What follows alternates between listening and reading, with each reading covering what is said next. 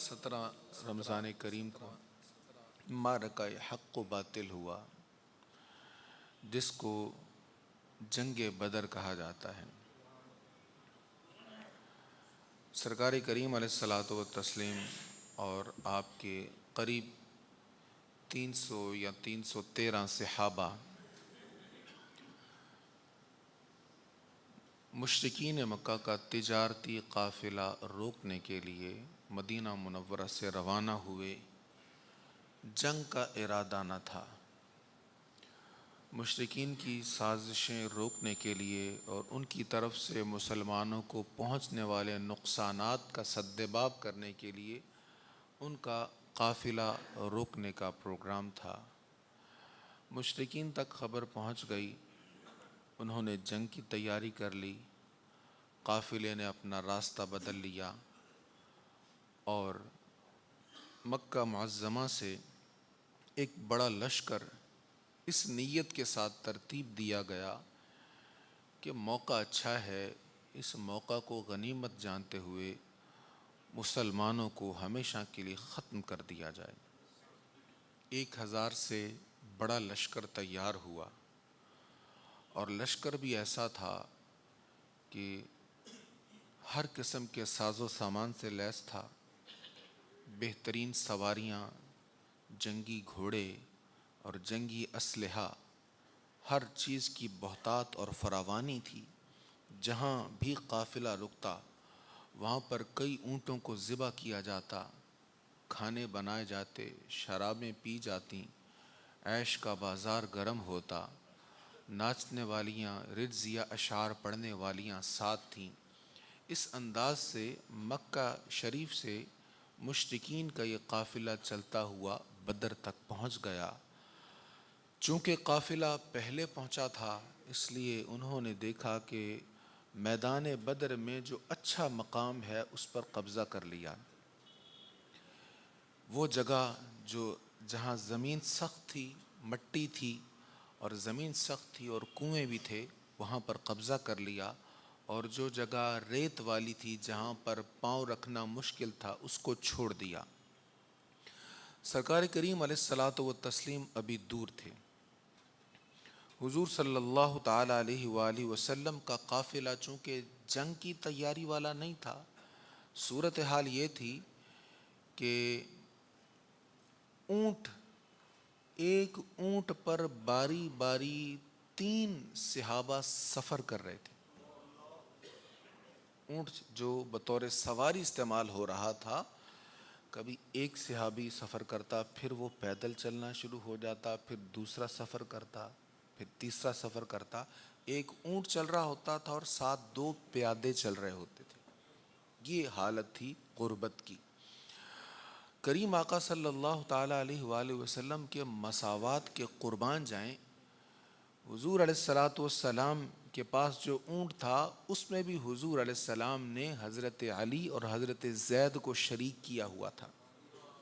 ایک بار حضرت علی سفر کرتے، پھر وہ نیچے تشریف لے آتے، پھر حضرت زید سفر کرتے، پھر وہ نیچے آ جاتے، پھر کریم آقا صلی اللہ تعالی علیہ وآلہ وسلم سفر کرتے، تو باری باری یہ سفر ہو رہا تھا۔ ادھر غربت کا یہ عالم ہے کہ شمشیریں بھی گنتی کی ہیں، کسی کے پاس لاٹھی ہے، کسی کے پاس سوٹی ہے، کسی کے پاس شمشیر ہے، کوئی تلوار ہے، اور وہ بھی اچھی طرح تیار نہیں ہے جنگ لڑنے کے لیے۔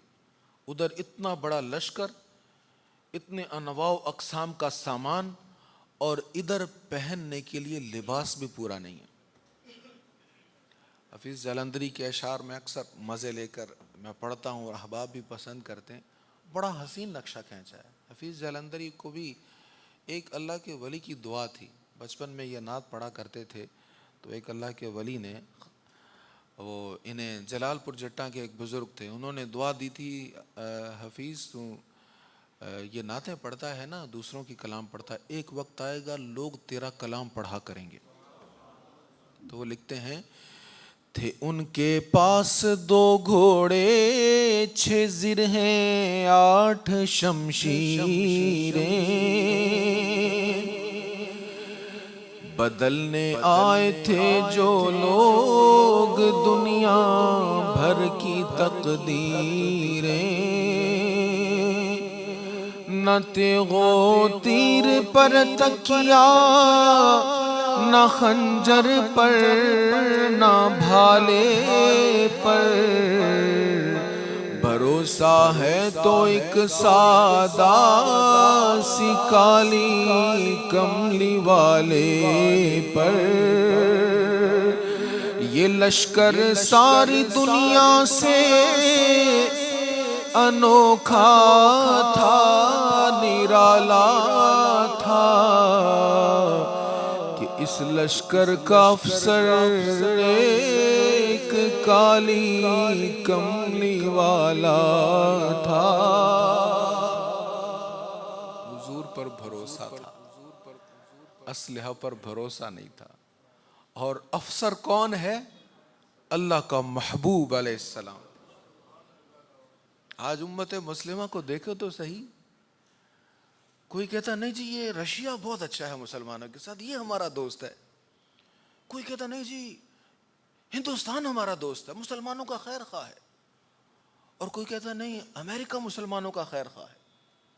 ہم نے کن کو دوست بنا لیا، کن کو ہم نے اپنا افسر بنا لیا، اور کن سے ہم مدد طلب کر رہے ہیں۔ صحابہ کرام علیہم الرضوان کا یہ قافلہ چل رہا ہے، اور حالت یہ ہے کہ اونٹوں سے چلا بھی نہیں جا رہا۔ ایک اونٹ بیٹھ گیا، اٹھ نہیں رہا۔ حضور علیہ السلام نے پانی لیا، کلی فرمائی، تھوڑا سا پلایا، اوپر چھڑک دیا، اونٹ توانا ہو کر بھاگنے لگا۔ اس طرح حضور کے کرم کی بدولت اونٹ چل رہے ہیں۔ ایک وادی ہے زفران، وہاں پر جب پہنچے تو اطلاع آئی کہ وہاں سے تو بہت بڑا لشکر تیار ہو گیا کفار کی طرف سے، اور بدر کی وادی میں وہ لڑنے کے لیے جمع ہو رہے ہیں۔ اب کیا کیا جائے؟ لڑا جائے یا قافلہ کا پیچھا کیا جائے؟ اب قافلہ کا پیچھا کرنے کا مقصد تھا، لیکن اس صورتحال میں قافلہ کا پیچھا کرنا تھوڑی سی بزدلی تھی، کیونکہ قافلے کا پیچھا کرنے کا مطلب یہ کہ لشکر سے ہم بھاگ رہے ہیں، جنگ سے ہم بھاگ رہے ہیں۔ کچھ نے مشورہ بھی دیا کہ ہم جنگ کے لیے تو آئے نہیں ہیں اور جنگ کی تیاری بھی نہیں ہے، لہٰذا ہمیں قافلہ کا پیچھا کرنا چاہیے۔ نبی پاک علیہ الصلوۃ والسلام نے فرمایا بھئی اس بارے میں مشاورت ہو جائے، مشورہ دو۔ حضور علیہ الصلوۃ والسلام نے مشورے مانگے۔ کسی نے کہا کہ قافلہ کا پیچھا کیا جائے، سرکار نے کہا مجھے اور بھی کوئی مشورہ دے۔ صدیق اکبر رضی اللہ تعالیٰ عنہ نے مشورہ دیا، عرض کی یا رسول اللہ آپ حکم فرمائیں، جیسے آپ کہیں گے ویسے کر لیں گے۔ فاروق اعظم نے بھی بڑا عمدہ خطاب کیا، صحابہ کرام نے خطابات کیے، اور اپنے اپنے انداز میں حکمت اور دانائی والے مشورے دیے۔ حضور علیہ الصلوۃ والسلام نے پھر کہا مجھے مشورہ دو، مجھے مشورہ دو۔ یہاں پر محدثین نے لکھا ہے بار بار مشورہ طلب کرنے کا مقصد یہ تھا کہ متفقہ آواز آ جائے سب کی طرف سے، پھر وہ اس پر عمل کیا جائے۔ حضرت مقداد یہ قدرے بوڑھے تھے صحابی، کھڑے ہو گئے اور کہنے لگے یا رسول اللہ ہم حضرت موسیٰ کی قوم کی طرح تو نہیں ہیں۔ وہ جب کھانے پینے کی باری تھی تو آگے آگے تھے، اور جب لڑنے کی باری تھی، قوم عمالقہ سے لڑنے کی باری آئی تو کہنے لگے موسیٰ آپ جانیں، آپ کا رب جانے، ہم تو نہیں لڑیں گے۔ آقا آپ حکم فرمائیں، آپ اگر ہمیں برق الغماد تک بھی لے جائیں گے ہم وہاں بھی جانے کے لیے تیار ہیں۔ یہ عرب والوں کے ہاں برق الغماد بہت دور کا علاقہ تھا، جہاں کا سفر ناممکن اور مشکل سمجھا جاتا تھا، جیسے ہمارے ہاں کہا جاتا کوکاف جانا، تو یہ بہت دور سمجھا جاتا۔ آقا حکم فرمائیں، اگر آپ کا حکم ہوگا ہم اپنی جانیں قربان کر دیں گے۔ اٹھے مقداد اٹھ کر عرض کی اے سرور عالم، نہیں ہے قوم موسیٰ کی طرح کہہ دینے والے ہم، نبی کا حکم ہو تو پھاند جائیں ہم سمندر میں، جہاں کو محو کر دیں نعرہ اللہ اکبر میں۔ آقا حکم فرمائے ہم جانیں قربان کر دیں گے۔ سرکار کریم علیہ السلام ان کے ولولے سے بھرپور اور پرجوش خطاب کو سن کر بڑے خوش ہوئے، اور حضور علیہ السلام نے ان کے خطاب کی تحسین کی۔ فیصلہ ہو گیا کہ اب جنگ ہوگی، لڑائی ہوگی، بدر کی وادی کی طرف حضور علیہ الصلوۃ والسلام روانہ ہوئے۔ اب پڑاؤ کیا جانے لگا تو سرکار کریم علیہ السلام نے کفار سے قدرے پیچھے ایک چند کنویں تھے جس جگہ پر، وہاں پر پڑاؤ کیا۔ حضرت حباب رضی اللہ تعالیٰ عنہ مشورہ دینے لگے، یا رسول اللہ صلی اللہ علیہ وسلم، اگر تو اللہ تعالیٰ کا حکم ہے کہ یہاں پڑاؤ کیا جائے تو ٹھیک ہے، وگرنہ میں مشورہ دینا چاہتا ہوں۔ سرکار کریم علیہ السلام نے فرمایا نہیں، وہی نہیں ہے، آپ بتائیں۔ عرض کی یا رسول اللہ، ہم پیچھے کی بجائے قدرے آگے جاتے ہیں اور آگے والے کنووں پر قبضہ کرتے ہیں اور پیچھے والے کنووں کو ہم بند کر دیتے ہیں، تاکہ وہ پیچھے والے کنویں کفار کے قابل نہ رہیں، کفار کے استعمال کے قابل نہ رہیں، اور جتنے ہماری ضرورت کے ہیں اتنے کنووں کو ہم رکھ لیتے ہیں اور آگے کی طرف ہم جا کر ان کے قریب ترین پڑاؤ کریں گے۔ سرکار کریم علیہ الصلوۃ والتسلیم نے اس مشورہ کو قبول کیا اور اسی پر عمل فرمایا۔ حضور علیہ السلام کی سیرت کا بڑا زبردست یہ میسج ہے کہ امام الانبیاء ہیں، اللہ کے حبیب ہیں، جہاں حضور قافلے کو ٹھہرا رہے ہیں اس کے برعکس مشورہ ہوا تو حضور نے یہ نہیں کہا کہ تمہیں زیادہ پتہ ہے، میں جب کہہ رہا ہوں یہاں قافلہ رکے گا تم نے کیوں مشورہ دیا آگے جانے کا؟ سرکار کریم علیہ السلام نے مشورہ قبول فرمایا اور اس پر عمل بھی فرمایا۔ یہ بڑا خوبصورت اور حسین سیرت کا یہ سبق ہے۔ آج ہم میں سے ہر کسی کو جو منصب ملتا ہے وہ خود کو حرف آخر سمجھتا ہے، تو مشورہ قبول کرنا کریم آقا صلی اللہ تعالیٰ علیہ وآلہ وسلم کی سنت ہے۔ آگے پڑاؤ ہو گیا۔ اب اس رات کے بعد 16 رمضان کریم کی رات کے بعد اگلے دن لڑائی ہے۔ حضور علیہ الصلوۃ والسلام نے کچھ مقامات پر ہاتھ رکھ کر کہا کل فلاں کافر کی لاش اس جگہ گرے گی، پھر قدر فاصلے پر ایک اور جگہ کی طرف اشارہ کیا، فلاں کافر کی لاش یہاں پہ گرے گی، فلاں سردار یہاں گرے گا، فلاں یہاں مرے گا، فلاں یہاں مرے گا۔ راوی کہتے ہیں واللہ جس کے بارے میں حضور نے کہا تھا مرے گا ان میں سے کوئی بھی زندہ نہیں رہا، اور جس مقام کے بارے میں حضور نے کہا تھا وہیں پر ان کی لاش گری ہے۔ حضور علیہ الصلوۃ والسلام نے پہلے یہ بشارت فرما دی۔ حضرت سعد رضی اللہ تعالیٰ عنہ نے مشورہ دیا، یا رسول اللہ صلی اللہ علیہ وسلم، میری گزارش ہے کہ آپ کے لیے یہاں پر ایک سائبان بنا دیا جائے، عریش بنا دیا جائے، آپ وہاں پر قیام پذیر رہیں۔ حضور علیہ السلام نے اس مشورہ کو بھی پسند فرمایا اور قریب ہی حضور علیہ الصلوۃ والسلام کے لیے ایک سائبان بنا دیا گیا۔ سرکار کریم علیہ الصلوۃ والسلام نے وہاں پر قیام فرما لیا، اور کچھ صحابہ کی یہ ڈیوٹی لگ گئی کہ حضور علیہ الصلوۃ والسلام کی حفاظت پر وہ مامور رہیں گے۔ اگر مشرکین نے حملہ کیا، اتنا بڑا لشکر ہے مشرکین کا، کفار کا اتنا بڑا لشکر ہے، مسلمان تھوڑے سے ہیں، اگر مشرکین نے حملہ ایسا کیا کہ کریم آقا صلی اللہ تعالیٰ علیہ وآلہ وسلم کی طرف حملہ ہوتا ہے تو حضور علیہ السلام کا کیسے دفاع کیا جائے گا؟ یہ بھی ایک مرحلہ تھا۔ اعلان ہوا بھائی حضور کی کون حفاظت کرے گا؟ حضرت علی رضی اللہ تعالیٰ عنہ خطاب فرما رہے ہیں اپنے دور خلافت میں، اور لوگوں سے کہہ رہے ہیں کہ بھئی میں تمہیں بتاؤں سب سے بڑا بہادر کون ہے؟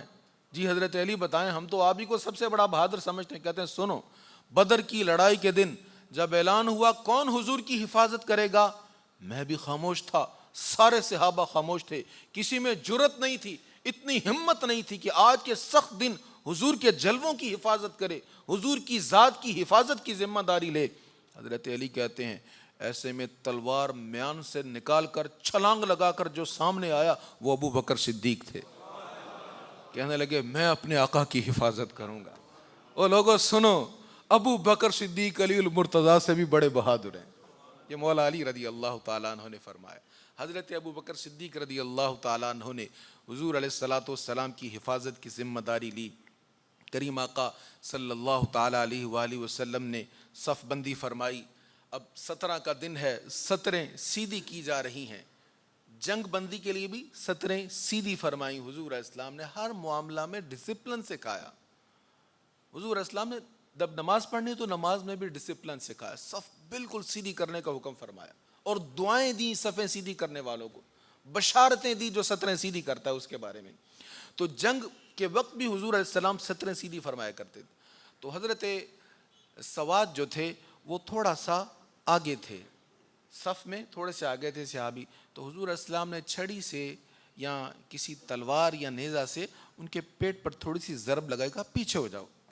وہ پیچھے ہو گئے، صف سیدھی ہو گئی، اور پھر کہنے لگے یا رسول اللہ مجھے تو بڑی تکلیف ہوئی ہے، آپ نے جو مجھے مارا ہے اس سے مجھے بڑی تکلیف ہوئی ہے. سرکار کریم علیہ السلام نے فرمایا کیا بدلہ چاہتے ہو؟ جی یا رسول اللہ بدلہ چاہتا ہوں. حضور علیہ السلام نے بٹن کھول دیے اور اپنے پیٹ کا حصہ جو حضرت سواد کا ننگا تھا وہ ننگا کر دیا. تو حضرت سواد رضی اللہ تعالیٰ عنہ قریب آئے اور حضور علیہ السلام کے جسم سے لپٹ گئے اور بوسوں کی برسات کر دی.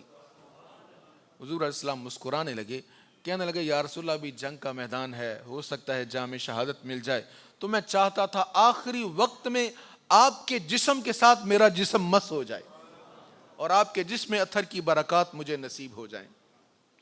سرکار کریم علیہ الصلوۃ والتسلیم نے سطریں سیدھی فرمائی. ایک طرف کفار کا اتنا بڑا لشکر ہے، قیاس ابن اسیم اس وقت کافر تھے، بعد میں مسلمان ہو گئے. دل میں خیال کیا یہ تھوڑے سے مسلمان، مٹھی بھر مسلمان، ان کے مقابلے میں اگر مکہ کی عورتیں بھی نکل آئیں تو اپنی آستینوں سے مار مار کر انہیں مار دیں، یہ مسلمان کیا ہمارا بگاڑیں گے. یہ دل میں سوچا، کسی سے کہا نہیں ہے. قیاس ابن اسیم نے دل میں سوچا. احزاب کی جنگ کے بعد یہ حضور علیہ الصلوۃ والسلام کے پاس ایک بار آئے. نبی پاک علیہ الصلوۃ والسلام نے فرمایا عقباس ابن اشیم تو وہی ہے جس نے بدر کی لڑائی میں بدر کے دن کہا تھا کہ ان کو تو مکے کی عورتیں بھی نکل آئیں تو اپنی آستینوں سے مار مار کر مار دیں گی. وہ حیرت سے ہکا بکا رہ گئے، کہنے لگے یہ بات میں نے کسی سے کہی تو نہیں تھی، یہ جملہ میری زبان سے نکلا تو نہ تھا، یہ کسی نے سنا تو نہ تھا، یہ تو میں نے دل میں سوچا تھا. اگر آپ اس پر بھی مطلع ہو گئے ہیں تو میں گواہی دیتا ہوں آپ اللہ کے سچے رسول ہیں. کلمہ پڑھا یا رسول اللہ، حق جائے. یہاں کلمہ شہادت پڑھا اور مسلمان ہو گئے. حضور پرنور صلی اللہ تعالیٰ علیہ وآلہ وسلم کا یہ لشکر تیار ہے. ایسے میں بڑے بڑے حسین واقعات ہوئے. حضرت حذیفہ اور ان کے والد غلطی سے مشرکین کے ہاتھ لگ گئے، کفار نے ان کو پکڑ لیا اور ان سے یہ وعدہ لے کر چھوڑا کہ آپ ہمارے خلاف لڑیں گے نہیں. مسلمانوں کے پاس جا کر ہم چھوڑ دیتے ہیں، سامنے مسلمانوں کا لشکر ہے، ان کے پاس آپ چلے جائیں لیکن ہمارے ساتھ آپ جنگ نہیں کریں گے، اس عہد پر چھوڑتے ہیں. انہوں نے کہا جی ٹھیک ہے آپ ہمیں چھوڑ دیں، ہم نہیں لڑیں گے آپ کے خلاف. حضور علیہ السلام کے پاس آ گئے، آ کر کہنے لگے یا رسول اللہ یوں جان بچا کر آئے ہیں، اب اجازت دیں کہ ہم لڑیں. عددی قلت بہت زیادہ ہے، ایک ایک بندہ قیمتی ہے، ادھر اتنا بڑا لشکر، ادھر تھوڑے سے لوگ ہیں. نبی پاک علیہ السلام نے فرمایا نہیں، میں وعدہ توڑنے نہیں دوں گا، مجھے اللہ کی مدد پر یقین ہے، وعدہ توڑنے نہیں دوں گا. کیسا اسوہ ہے سرکار کریم علیہ الصلوۃ والتسلیم کا. ایسے نازک مرحلہ پر بھی حضور علیہ الصلوۃ والسلام نے عہد توڑنے سے منع فرمایا. سرکار کریم علیہ الصلوۃ والتسلیم جنگ میں موجود ہیں، قیادت فرما رہے ہیں، رجز یا اشعار پڑھے جا رہے ہیں، مبارزت طلب کی جاتی ہے. پہلے جنگوں میں ایسے ہوتا تھا کہ ایک طرف سے چند بہادر نکلتے تھے اور وہ لڑائی کے لیے چیلنج کرتے تھے کہ آپ بھی اپنی طرف سے بہادروں کو بھیجیں. 3 کفار عتبہ شیبہ ولید وغیرہ کفار کی طرف سے آتے ہیں، مبارزت طلب کرتے ہیں، یعنی اپنے ساتھ لڑنے کے لیے بہادروں کے ڈیمانڈ کرتے ہیں. سرکار کریم علیہ السلام 3 انصار صحابہ کو بھیج دیتے ہیں. جب وہ سامنے آئے پوچھا کون ہو تم لوگ؟ کہنے لگے جی ہم انصار ہیں، یعنی ہم کسان ہیں. کیا کام کرتے ہو؟ ہم کسان ہیں. وہ کسانوں سے ہم لڑیں؟ ہم مکے کے سردار، رعونت تکبر دیکھیں، ہم مکے کے سردار اور یہ یثرب کے کمزور اور ادنا جو ہیں کسان، ان کے ساتھ ہم نہیں لڑائی کریں گے. آواز دے کر کہنے لگا ہمارے مقابلے کے لوگوں کو بھیجو، ان سے ہم لڑیں گے. سرکار کریم علیہ السلام تھوڑا سا جلال میں آئے، فرمایا قم علی، علی اٹھو، حمزہ اٹھو، عبیدہ اٹھو، جاؤ لڑو ان کے ساتھ. حضرت علی المرتضی، حضرت حمزہ رضی اللہ عنہ، حضرت عبیدہ رضی اللہ تعالیٰ عنہ حضور علیہ الصلوۃ والسلام کے حکم پر سامنے آتے ہیں. اب لڑائی شروع ہوتی ہے، 3 ادھر سے اور 3 ادھر سے، کفار اور مسلمان لڑ رہے ہیں، اور حضرت علی اور حضرت حمزہ رضی اللہ عنہما نے پہلے ہی حملے میں اپنے مخالف کو قتل کر دیا۔ حضرت عبیدہ رضی اللہ تعالیٰ عنہ زخمی ہو گئے، پنڈلی کٹ گئی اور کئی جگہ زخم آ گئے، تو حضرت علی اور حضرت حمزہ نے ان کے ساتھ لڑنے والے کو بھی قتل کر دیا۔ اب پہلے ہی جھٹکے میں 3 بڑے سردار کافروں کی طرف سے نیچے گر گئے، ان کی لاشیں اٹھا کر لے جا رہے ہیں، اور ہیبت طاری ہو گئی مشرکین پر کہ اتنے بڑے سردار اتنی جلدی مر گئے، اتنی جلدی ان کے جسم کو کاٹ دیا مسلمانوں نے۔ حضور علیہ الصلوۃ والسلام کے صحابی حضرت عبیدہ کو حضرت علی اور حضرت حمزہ نے سہارے سے اٹھایا، حضور کی بارگاہ میں پیش کر دیا۔ کٹا ہوا بدن، پنڈلی ٹوٹی ہوئی، کٹی ہوئی، گدا بہہ رہا ہے، جاں بلب ہیں اور جسم سے جان نکلنے والی ہے۔ حضور علیہ الصلوۃ والسلام کے قریب جب درد سے بلبلاتے ہوئے حاضر ہوئے، حضور نے سارے دردوں کا مداوا کرنے کے لیے اپنا قدم مبارک آگے کر دیا۔ حضرت عبیدہ نے اپنا رخسار حضور کے قدم پر رکھ دیا، کہنے لگے یا رسول اللہ کیا میں شہید نہیں ہوں؟ حضور علیہ الصلوۃ والسلام نے فرمایا اشہد انک شہید، اور میں گواہی دیتا ہوں تو شہید ہے۔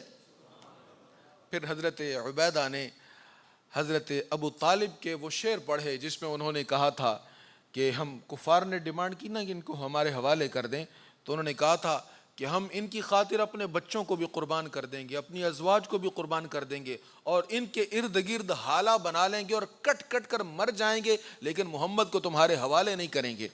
یہ شعر پڑھا اور جان نکل رہی ہے، اور مسکراتے ہوئے کہنے لگے یا رسول اللہ کاش آج ابو طالب ہوتے تو وہ دیکھتے کہ ان کے شعر پر آپ کے غلاموں نے عمل کر کے دکھا دیا ہے۔ حضور پرنور صلی اللہ تعالیٰ علیہ وآلہ وسلم کے یہ پیارے صحابی حضرت عبیدہ رضی اللہ تعالیٰ عنہ شہید ہو جاتے ہیں۔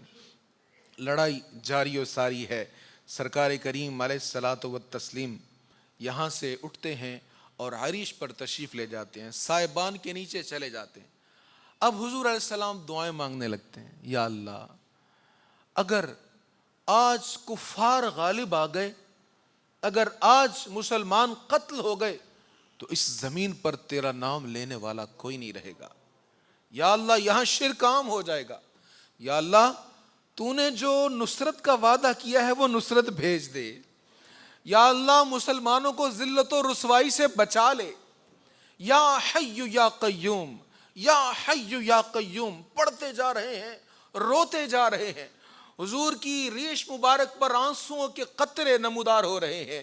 حضرت ابو بکر صدیق رضی اللہ تعالیٰ عنہ کہہ رہے ہیں کبھی حضور علیہ السلام یہ کہتے ہیں کہ اس کے بعد پھر تیرا نام لینے والا کوئی نہیں ہوگا، اور کبھی حضور علیہ السلام کہتے ہیں یا اللہ اپنی مدد بھیج دے، اور کبھی حضور علیہ السلام کہتے ہیں یا اللہ تو نے جو وعدہ فرمایا ہے وہ پورا کر دے، اور کبھی آپ کہتے ہیں اے اللہ مسلمانوں کو ذلت و رسوائی سے بچا لے، یا حی یا قیوم پڑھتے جا رہے ہیں، روتے جا رہے ہیں، چادر مبارک کندھوں سے سرک کر نیچے گر جاتی ہے۔ حضرت ابو بکر صدیق آگے بڑھتے ہیں، حضور کی چادر مبارک کو پکڑا، کندھوں پر ڈالا اور حضور علیہ السلام کو تھام لیا اور عرض کی یا رسول اللہ بس کریں، نہ روئیں، اللہ کی مدد آ جائے گی، اللہ کا وعدہ ضرور پورا ہوگا۔ حضور کی زبان پر جاری ہے یا حی یا قیوم، یا حی یا قیوم، یا حی یا قیوم، اے اللہ مسلمانوں کو ذلیل و رسوا ہونے سے بچا لے، اے اللہ مسلمانوں کو ناکام ہونے سے بچا لے۔ دعائیں مانگتے مانگتے حضور کی آنکھ لگ جاتی ہے، سرکار کریم علیہ السلام کی آنکھ کھلتی ہے، نعرہ لگا کر کہتے ہیں ابو بکر مبارک ہو، وہ دیکھو جبریل آ گئے ہیں، جبریل آ گئے ہیں، اور میں نے دیکھا ہے ان کی سواری پر غبار لگا ہوا ہے، اور صرف جبریل نہیں آئے، جبریل علیہ الصلوۃ والسلام کے ساتھ ہزاروں فرشتے بھی آ گئے ہیں، 3000 فرشتے آ گئے، ہزاروں فرشتے آ گئے۔ اب یہاں پر علماء نے اگرچہ یہی کہا جاتا ہے کہ فرشتوں نے آ کر لڑائی کی، لیکن علماء نے ایک اور بات بیان کی ہے، علماء کہتے ہیں اتنے بڑے لشکر کو مارنے کے لیے ایک فرشتہ ہی کافی ہے، ایک فرشتہ ہی کافی ہے، تو جہاں پر ہزاروں کا لشکر آ جائے اور وہ لڑے تو پھر کسی کافر کا بچ جانا سمجھ میں نہیں آتا. فرشتے آ کر مارے کافروں کو تو کوئی کافر بچ نہیں سکتا تھا. کافروں کا بچ جانا، صرف 70 کا قتل ہونا اور 70 کا قیدی ہونا اس بات کی علامت ہے کہ جنگ بدر کا کریڈٹ فرشتوں کو نہیں دینا چاہیے، صحابہ حضور علیہ السلام کے صحابہ کو دینا چاہیے. یہ صحابہ نے جنگ کی تھی، فرشتوں نے جنگ نہیں کی تھی. فرشتوں نے کیا کیا تھا؟ فرشتوں نے حوصلہ افزائی کی تھی.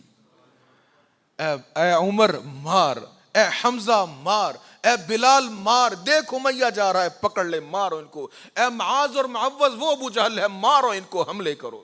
تو فرشتے حوصلہ افزائی کر رہے تھے. سرکار کریم علیہ الصلوۃ والتسلیم کے صحابہ جان نثاری کے عجیب عجیب اور عظیم الشان مناظر جو ہیں وہ پیش کر رہے ہیں. ایک صحابی کہتے ہیں میرے پاس معاذ اور معوذ 9 عمر لڑکے آتے ہیں اور آ کر کہتے ہیں چچا ابو جہل کون ہے ان میں سے؟ میں نے ان بچوں کی طرف دیکھا، ان کی عمروں کی طرف دیکھا اور ان کے سوال پر غور کرتے ہوئے کہا تمہیں کیا اس سے؟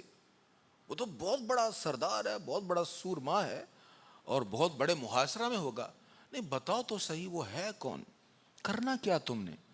ہمیں پتہ چلا وہ رسول اللہ کو گالیاں دیتا ہے، ہم نے قسم کھائی ہے مر جائیں گے یا مار دیں گے اس کو نہیں چھوڑیں گے. قسم کھائی ہے مر جائیں گے یا ماریں گے ناری کو. بچے کہہ رہے ہیں نوجوان اپنی مصروفیات دیکھ اور ان 9 عمروں کی جوانی کو دیکھ اور ان کے ذوق اور جذبے کو دیکھ. قسم کھائی ہے مر جائیں گے یا ماریں گے ناری کو، سنا ہے گالیاں دیتا ہے وہ محبوب باری کو. نے قسم کھائی ہے اس کو مار دیں گے چاہے اس کے لیے اپنی جانیں کیوں نہ قربان کرنی پڑے. تو میں نے کہا وہ دیکھو لوہے کا لباس پہنے ہوئے اتنے بڑے محاصرے میں جو شخص ہے نا یہ ابو جہل ہی ہے. کہتے میری بات ابھی پوری نہیں ہوئی، حضرت معاذ اور معوذ بجلی کی تیزی کی طرح لپک کر گئے اور آنن فانن حملہ کر دیا اور اس کو نیچے گرا دیا. حضور کی بارگاہ میں حاضر ہو گئے، یا رسول اللہ ہم نے ابو جہل کو قتل کر دیا. ایک کہتا میں نے قتل کیا، دوسرا کہتا میں نے قتل کیا. حضور علیہ السلام نے فرمایا تلوار نکالو. دونوں کی تلواریں لہو سے تر ہیں. حضور نے فرمایا اس امت کے فرعون کو تم دونوں نے قتل کیا ہے. 70 کفار قتل ہوئے، 70 قیدی بنا لیے گئے اور 3 دن تک حضور علیہ الصلوۃ والسلام آپ کا معمول شریف تھا جنگ جیتنے کے بعد 3 دن تک قیام فرماتے تاکہ زخمی تازہ دم ہو جائیں، مرہم پٹی ہو جائے، تھکاوٹ دور ہو جائے.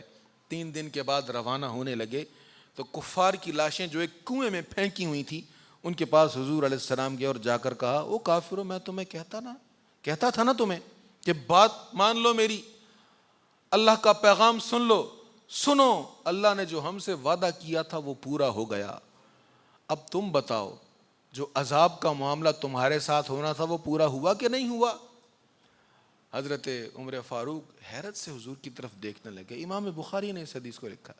حضرت فاروق اعظم حیرت سے دیکھنے لگے یا رسول اللہ یہ تو مر گئے، ان سے آپ کیا باتیں کر رہے ہیں؟ حضور علیہ السلام نے فرمایا تم ان سے زیادہ نہیں سنتے، جتنا تم میری بات کو سن رہے ہو نا یہ بھی سن رہے ہیں. اور علماء نے فرمایا سماع موتا پر یہ بڑی زبردست دلیل ہے کہ حضور علیہ السلام نے فرمایا تم ان سے زیادہ نہیں سن رہے. سرکار کریم علیہ الصلوۃ والتسلیم کا لشکر مدینہ منورہ واپس آتا ہے. حضور علیہ السلام حضرت عبداللہ بن رواحہ اور حضرت زید کو اپنی اونٹنی دے کر بھیجتے ہیں کہ جاؤ تم پہلے پہنچو اور جا کر مدینہ کے کوچہ و بازار میں اعلان کر دو اللہ نے مسلمانوں کو کامیابی عطا فرما دی اور مشرکین کو ناکام فرما دیا. اب مدینہ منورہ میں پھر طلع البدر علینا کی صدائیں بلند ہونے لگ جاتی ہیں. حضور علیہ الصلوۃ والتسلیم کا استقبال ہونے لگتا ہے. یہ تب ہوا جب بھروسہ کریم آقا کی ذات پر تھا، جب طاقت کا محور و مرکز اللہ کی رضا تھی، رسول اللہ صلی اللہ تعالی علیہ وآلہ وسلم کی فرما برداری تھی. تو پھر 313 کو بھی 1000 سے بڑے لشکر پر اللہ تعالیٰ نے عزت کے ساتھ کامیابی عطا فرما دی. آج ہم 1.5 ارب کے قریب ہیں، 1.5 ارب کے قریب مسلمان ہیں اور ذلیل و رسوا ہو رہے ہیں پوری دنیا میں. اسلحہ خریدنے والے مسلمان، اسلحہ بیچنے والے کفار. کفار کا اسلحہ خریدا جا رہا ہے اور خرید کون رہا ہے؟ مسلمان. مسلمانوں کا مال، مسلمانوں کا سونا، مسلمانوں کا پیٹرول، مسلمانوں کے اسباب اور مال، یہ سب کفار کے پاس جا رہا ہے اور وہاں سے اسلحہ آ رہا ہے.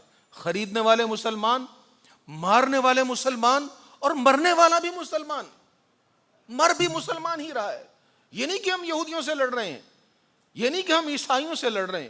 ان کو تو ہم نے پیشوا بنا لیا، ان کو تو ہم نے یہ سمجھ لیا کہ یہ ہماری مدد کریں گے تو ہمیں کامیابی نصیب ہوگی.